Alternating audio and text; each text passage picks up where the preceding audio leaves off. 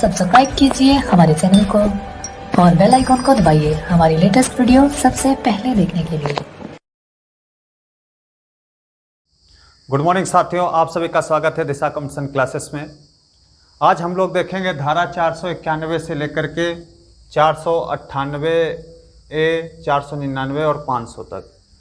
491 से लेकर के 500 तक आज हम लोग धाराओं के बारे में देखेंगे। इससे पहले वाले वीडियो में आपको 489 धारा तक मैंने बताई थी। फिर उसके बाद में 490 धारा अब समाप्त कर दी गई है। 491 अगर देखें तो 491 बताया गया है असहाय व्यक्ति की परिचर्या करने और उसकी आवश्यकताओं की पूर्ति करने की संविदा भंग। असहाय व्यक्ति मतलब ये होता है अगर कोई बच्चा है, किसी माता पिता के ऊपर डिपेंड है, या फिर कोई गार्जियन है, या कोई पागल व्यक्ति है, उनके विक्षिप्त व्यक्ति है, उनके ऊपर डिपेंड है, या कोई बीमार व्यक्ति है, उनके ऊपर डिपेंड है और उसको देखभाल करने की उनको जिम्मेदारी दी गई है, लेकिन उस जिम्मेदारी से वो भाग रहे, उस संविदा को भंग कर रहे हैं, तो ये एक अपराध माना जाएगा जो 491 में बताया गया है। इसमें भैया अगर कोई ऐसा कार्य करता है तो उसे 3 मास की सज़ा दी जाती है, 3 महीने की उसको सज़ा दी जाएगी। ये किस में बताया गया? 491 में बताया गया। फिर 491 के बाद में 492 को समाप्त कर दिया गया है और 493 से लेकर के 498 तक ये सब विवाह संबंधी अपराध हैं। 493 से लेकर के 498 तक जितने भी अपराध हैं ये सब विवाह संबंधी अपराध हैं। इसमें देखेंगे क्या क्या है। अक्सर हम लोगों के आसपास देखोगे इस प्रकार की घटनाएं घटा करती हैं। जैसे 493 कहा है विधिपूर्ण विवाह का प्रवंचना मतलब छल से विश्वास उत्प्रेरित करने वाले पुरुष द्वारा किया गया संभोग। ऐसा होता था पहले, आज के दौर में तो नहीं, लेकिन पहले ये होता था कि किसी व्यक्ति के साथ में किसी की शादी तय हुई, तब ना फोटो चलते थे ना कैमरा था जिससे वो देख सके कोई, और लड़की या औरत जो भी देखोगे जहाँ पर्दा प्रथा ज़्यादातर चलती थी वहाँ पर घूंघट में लोग रहते थे, तो चेहरा तक देखने को नहीं पाते थे कि लड़के हमारी किसके साथ शादी हो गई, ये तक नहीं जान पाते थे। उस समय पुराने समय में अक्सर ये होता था। तो उसमें क्या हुआ, जैसे मान लो किसी व्यक्ति के साथ किसी की शादी हुई, वो ब्याह करके अपने ससुराल पहुंची, लेकिन वहाँ पर क्या हुआ, जिसके साथ शादी हुई थी वो व्यक्ति ना हो करके किसी दूसरे व्यक्ति ने, जो ये जानता था कि मेरे साथ शादी नहीं हुई है, उसने उसके साथ शारीरिक संबंध बनाए, उसके साथ संभोग किया। वह लड़की क्या जान रही है कि हमारी इन्हीं के साथ शादी हुई है, और वो व्यक्ति जानता है अच्छी तरीके से हमारी इसके साथ में शादी नहीं हुई है, क्योंकि उसने भरोसा किया, क्योंकि उसने चेहरा तक देखा नहीं था। उसने बताया कि हाँ हमारी तुम्हारे साथ ही शादी हुई है, लेकिन उस व्यक्ति ने ना होकर के जिसके साथ हुई थी दूसरे व्यक्ति ने उसी घर से मान लो या कोई भी जिस पर उसने भरोसा करके उसके साथ में शारीरिक संबंध बनाए, उसने बताया हाँ तुम्हारे साथ मेरी शादी हुई। तो ये एक कानूनन अपराध है और बहुत बड़ा अपराध माना जाता है। इसकी सजा भैया 10 वर्ष बताई गई। कितनी सजा बताई गई? 10 वर्ष की सजा बताई गई। फिर उसके बाद धारा 494 पति या पत्नी के जीवन काल में पुनः विवाह करना।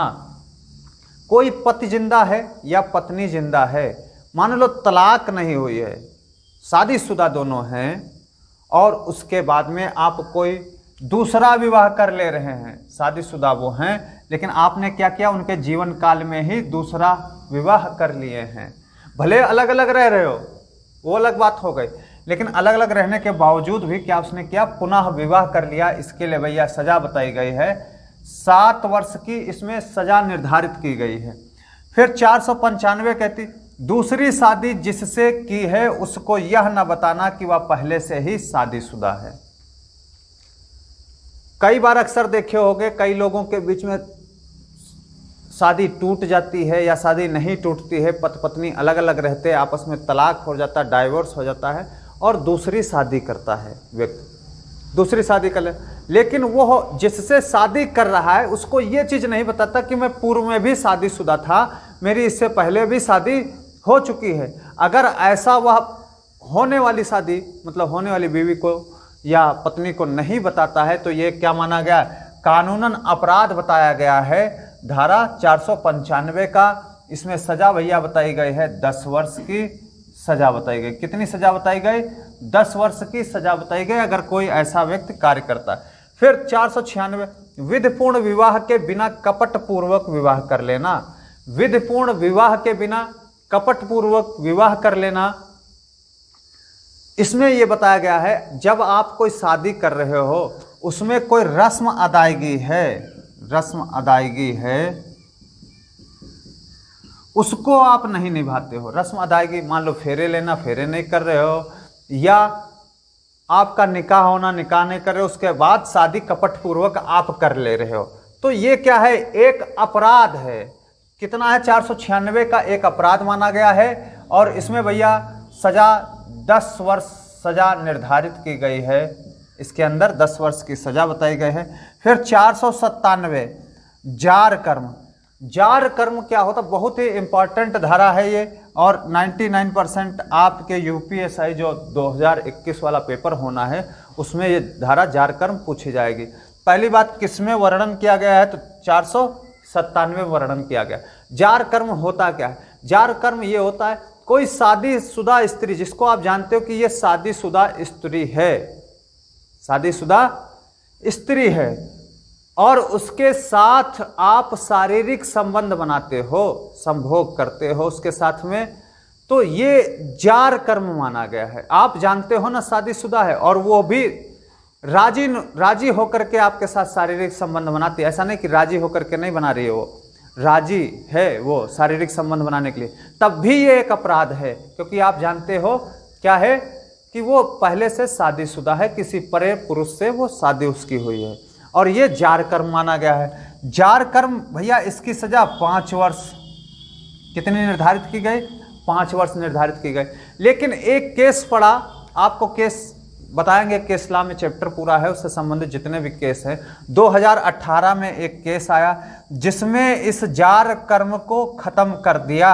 जार कर्म को खत्म कर दिया मतलब ये हो गया, कोई शादीशुदा स्त्री अगर किसी व्यक्ति के साथ शारीरिक संबंध बनाती है अपनी मर्जी से, तो वो कोई अपराध नहीं माना जाएगा।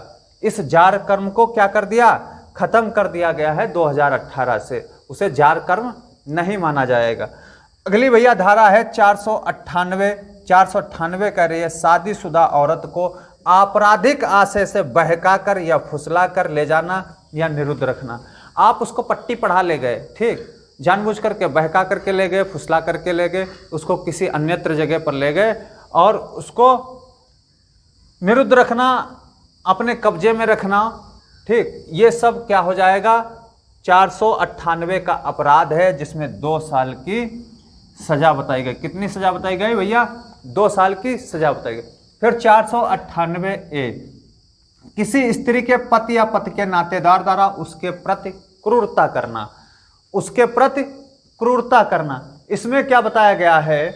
इसमें बताया गया जैसे कोई औरत शादी होकर के आती है, उसके देवर हो गए, सास हो गए, ससुर हो गए, या अन्य या पति ही हो गया, उसको मार पीट रहा है, उससे दहेज की रकम मांग रहा है, या गाड़ी मांग रहा है, या फ्रिज मांग रहा है, एसी मांग रहा है, उसको प्रताड़ित कर रहा है, भूखा रख रहा है, उसको गालियां उसको देता है, इस तरीके की जितनी भी क्रूरता है वो सब 498A में आ जाती है। आप दहेज एक्ट देखे हो कि दहेज एक्ट में 498 ये भी धारा आईपीसी की भी लगती है, साथ साथ में दहेज एक्ट के साथ में आईपीसी धारा 498 भी लगाई जाती है। ये हो गए विवाह संबंधी या किसी स्त्री से संबंधित अपराध हो गए। फिर उसके बाद में 499 भैया बहुत इंपॉर्टेंट धारा है 499, मानहानि। मानहानि का मतलब होता है कोई किसी व्यक्ति, ख्याति प्राप्त व्यक्ति को लिख करके, इशारे से, संदेश दे करके किसी की मान हानि करता है, तो उसे उसका जो प्रतिष्ठा बनी हुई है उसकी छवि को धूमिल करता है, बिना किसी गलती के किए हुए उसकी छवि को धूमिल करेगा। जैसे अखबार में निकाल सकते हैं किसी के बारे में, सोशल मीडिया पर किसी के बारे में प्रचारित कर सकते हैं, और वो ऐसा कार्य ना किया हो, उसकी छवि को धूमिल करने के लिए किया गया हो, तो ये क्या होगा? मानहानि मानी जाएगी। 499 के तहत मानहानि की परिभाषा बताई गई। फिर 500 में मानहानि के लिए दंड बताया गया है। मानहानि के लिए दंड भैया 2 वर्ष। अगर कोई ऐसा कार्य करता है तो उसको सजा कितनी दी जाएगी? 2 वर्ष तक की सजा दी जाएगी। ये कुछ महत्वपूर्ण धाराएं थी जिनके बारे में आज मैंने आप सभी को बताया। अब इसके बाद में धारा 501 से लेकर के 511 जो अगला आईपीसी से संबंधित अंतिम वीडियो होगा और आपकी टोटल आईपीसी कंप्लीट हो जाएगी। फिर इसके बाद में आपके अगले वीडियो में एक्ट शुरू करेंगे। एक्ट जितने भी आपके यूपीएसआई के पेपर में पूछे जाने हैं वो एक एक करके चर्चा हम लोग करेंगे, सभी एक्ट पर चर्चा करेंगे। जय हिंद दोस्तों, जय दिशा, तय दिशा, धन्यवाद।